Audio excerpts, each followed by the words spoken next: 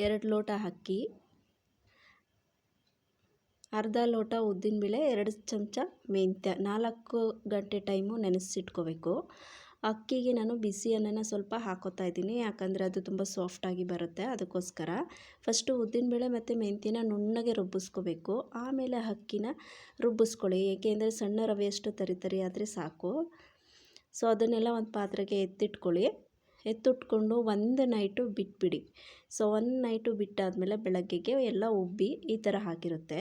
So ಅದಕ್ಕೆ ನಿಮಗೆ ಎಷ್ಟು ರುಚಿಗೆ ಬೇಕೋ ಅಷ್ಟು ಉಪ್ಪು ಹಾಕ್ಕೊಂಡು ಚೆನ್ನಾಗಿ ಮಿಕ್ಸ್ ಮಾಡ್ಕೊಳ್ಳಿ.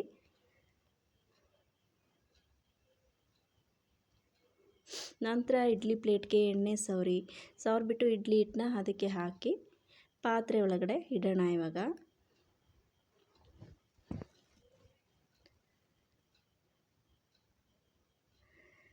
ಪಾತ್ರೆ ಒಳಗೆ ಇಟ್ಬಿಟ್ಟು ಲಿಡ್ ಮುಚ್ಚಿಬಿಡಿ. 10 ರಿಂದ 15 ನಿಮಿಷ ಸಾಕು ಇದು ಬೇಯೋದಕ್ಕೆ. 15 ನಿಮಿಷ ಆಗಿದೆ ನೋಡಿ, ತೋರಿಸ್ತಾ ಇದ್ದೀನಿ. ತುಂಬ ಚೆನ್ನಾಗಿ ಬಂದಿದೆ ಇಡ್ಲಿ. ಇದು ಅಕ್ಕಿ ಇಡ್ಲಿ. ಸೊ ತುಂಬ ಸಾಫ್ಟಾಗಿ ಬಂದಿದೆ ನೋಡಿ, ತೋರಿಸ್ತಾ ಇದ್ದೀನಿ. ತುಂಬ ಚೆನ್ನಾಗಿದೆ. ಇದು ಸಾಂಬಾರ್ ಜೊತೆ ತುಂಬ ಚೆನ್ನಾಗಿರುತ್ತೆ. ಸೊ ನೆಕ್ಸ್ಟ್ ಎಪಿಸೋಡಲ್ಲಿ ಇಡ್ಲಿ ಸಾಂಬಾರು ಮಾಡೋದು ಹೇಗೆ ಅಂತ ನಾನು ತೋರಿಸ್ತೀನಿ. So thank you friend.